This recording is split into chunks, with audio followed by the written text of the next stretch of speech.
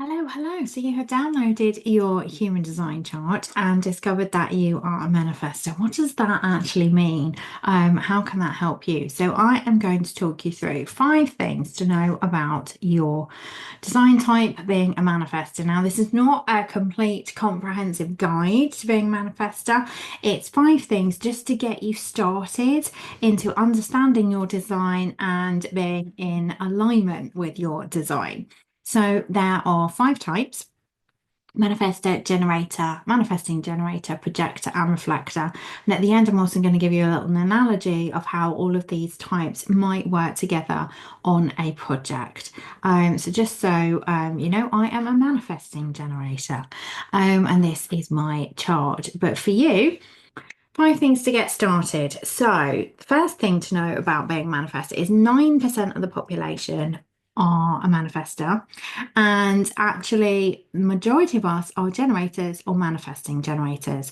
So, as you would expect, things are naturally kind of aligned because of the majority to being a generator, manifesting generator. So, the outlier kind of profile types, manifestor, projector, and reflector, they can actually be where you may, depending on how much personal development you've done, the different circumstances in your life, manifestor, projector, reflectors can be the types that are, I suppose, most out of alignment with how you're naturally designed to be, just because of the conditioning that comes from the majority being the generator or the manifesting generator. So, as a manifestor, you're actually here to initiate, to start things off, and you're not really here to wait for permission. And you are here to trust your inner drive and to have a spark of an idea and run with it and initiate and go out there and kind of start that project, initiate that project. You're not here to kind of ask permission. But what that can mean and the resistance that can come from a manifestor is because of that fact. What you need to do and why a strategy from a manifestor is to inform is obviously if you are initiating projects left, right, and centre, and you are here to spark things off, kick things off, you do need to inform and tell all the people who are around you, who are in your life. I mean, if you simply think about just your home environment, if you were just to come home and start knocking walls down and things and you didn't tell anyone what you're doing or what was going on, likely to get a lot of resistance and pushback. So it's not to say that you are not going to follow through with your ideas or you're asking for permission, but you do need to inform everybody around you. And there's several reasons for that, which makes sense, like we just said, but also to do with your energy levels. So you may, depending on how much you already know about human design, have heard about the sacral, and some of the other types having a sacral response and having this sacral. And the sacral is this center here.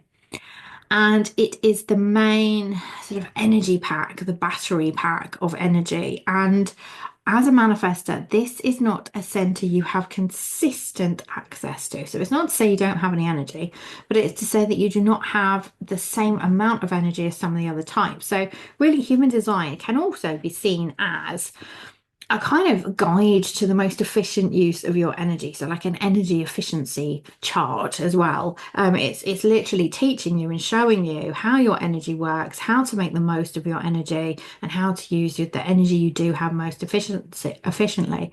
And actually, as a manifestor, as part of this initiation piece, you're not necessarily designed to just keep going and keep pushing through. And you'll need to learn to honor to rest, and have these periods of rest, and don't push yourself to operate like others. Like I said, these 2 types, the generator and the manifesting generator, operate very differently. And so you might be sort of conditioned to or feel the need to keep up with the other energy types, whereas actually you're here to initiate.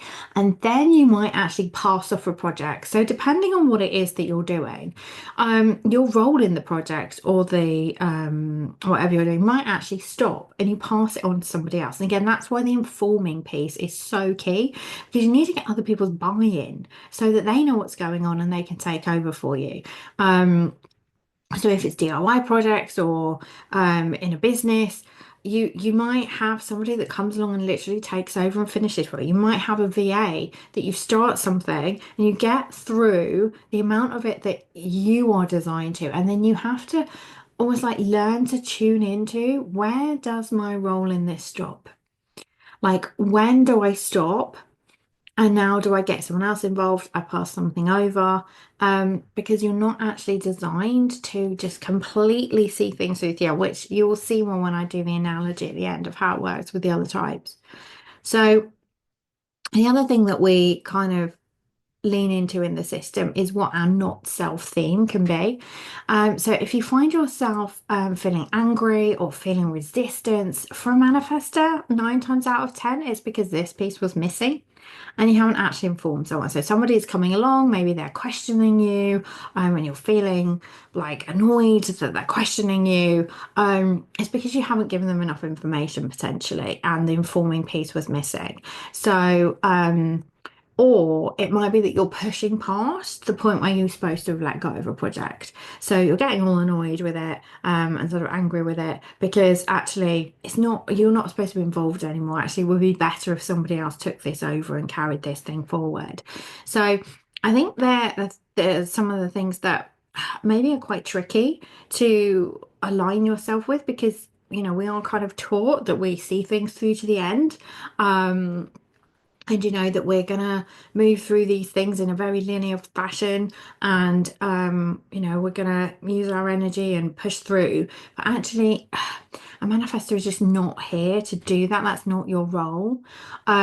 And then we also, each of the types have their own aura. A manifestor's aura is quite impactful, but also quite close. Now, the closeness is also to protect you from other people's energy coming to the system that you don't really need and that is going to maybe cause you off track or distract you. But it also can be felt by people. I tend to be able to tell when I'm around a manifestor, and that can be a bit like off-putting because we can feel your energy. We don't necessarily know what's going on. And so again, that informing piece can help everyone to understand and read your energy and know what your intentions are and know what's happening. So like I said, this is not the everything about being a manifestor, but it's something to help start aligning with that energy. And what we're also looking at here over the side is I have highlighted here that you do have the defined throat, which is then also as a manifestor directly connected to a motor center. So you do have, that's where again this initiate piece comes in, is really tuning in and not being afraid to use your voice, trust your voice. You are here to use your voice and to initiate conversations. And again, as a manifested child, you may have been talked out of that. So that again might be something to kind of lean into a little bit. And start to feel where you notice that you're not using your voice, but also that you are using that voice to inform others so that you are not meeting this resistance, and also pay attention to when you might need to let go of your role in something and it's actually time to get somebody else involved, somebody else to take over. So I did mention I do a little analogy of how the types work together. So if we're thinking about building a house as the manifestor, you are likely to be the initiator of that project to get things started, to maybe find the land, to find the financing, to get the people on board who are actually going to finance building the house. You're going to maybe go and find the architect and get the plans built. You're going to find a project manager. Now, as I mentioned with this burst of energy and having the energy to actually see things through to the end, you would decide and follow your kind of inner drive and trust how much of that house building project do you actually get involved in, or do you then pass it off to the architect and the project manager to manage? Do you go and find the builder, the electrician, the actual people that are building the house themselves, or do you let the project manager do that part? So it's And once the whole thing is set up and running, highly likely you're not actually going to be involved in the process of building the house at all. And you're going to go off and maybe find another house to build and another team to put together and another project to start. And what the role of the other types are, that I said I mentioned. So the actual people building the house are likely to be the generator, the manifesting generator. Now, the generator are potentially going to be doing the build in a very logical, linear way. And the manifesting generator might do a bit of this room, a bit of that room, and a bit of this room, but the end result is the same. That's the main difference between a generator, manifesting generator. A manifesting generator likes to multitask a bit, whereas a generator might prefer to sort of focus on one project at a time. But they have the sacral, that defines sacral, and they have the energy to kind of build and see it through. The projector is here as the guide, so they are likely to be the project manager. Again, they're not directly building the house, but they are overseeing it, they are guiding it, they are maybe feeding back to you as the manifestor, and guiding the people who are actually working on and doing the build of the house.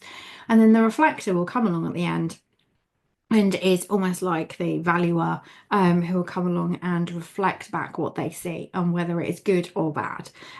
Do they like what they see? Do they not like what they see? And then potentially put like they're likely to just come along at the end and value the house. So that's a sort of overview of how all the types work together, which can then also maybe see how that initiation piece kind of looks in the real world. And again, in business, you might be the one that has this idea to start a project. You might start a restaurant and do certain things, but you're not going to be the chef. You're going to hire a chef, and you're not going to do the accounts. You're going to hire an accountant, and you're not going to be the waitress, and you're not going to do all the roles yourself, but you're here to get the project up off the ground and then let everybody play their role and play their part. So let's give you some insights into how to start to align to being a manifester. I do always have caveats with all of these things. So the human design system is actually very complicated. There is so much information, so much goodness in there. But we have to sort of learn it in a linear way. And what I've just talked you through is like the tip of the iceberg, your type. So as you then follow and progress your human design journey, you start to learn all the other pieces. Your strategy we've gone over, which is to inform. Then when you start layering in your authority and your profile and all these other parts of your chart, whether you have centers defined, undefined, they will start to add to the uniqueness of your chart and to your story. And another analogy I use kind of here is all of the pieces individually have their own role. So if you think of some ingredients, eggs, butter, flour, sugar, milk, etc. They all have their own role, they all have their own piece. But when you mix them together and you combine them, you get a slightly different answer. So depending on how you put them together, you might get a cake. You might get some Yorkshire puddings, you might get a pancake. And so, how they're all actually combined in the different ways that they are, you get a slightly different answer. So, whenever you are looking at any of your human design parts in isolation, just remember that you are looking at that one part, and depending on what else you then layer on top and you add in, that's what gets you your unique actual human design. And it might change slightly the overall sort of theme and flavor of things. So if you want to know more, you can join my free group, Your Introduction to Human Design. Um, or you can book in a human design reading. We can go into it together. You can find all the links on my link tree, which is POC Coaching, which is for piece of cake. And that has all of the different offers and ways that we can work together and move through this. Like I said, have the free group, Your Introduction to Human Design. There's more articles and there's blogs and different things on my website as well. But hopefully that's given you a little insight as to what being a manifester actually means and how to get started with aligning to your specific energy type.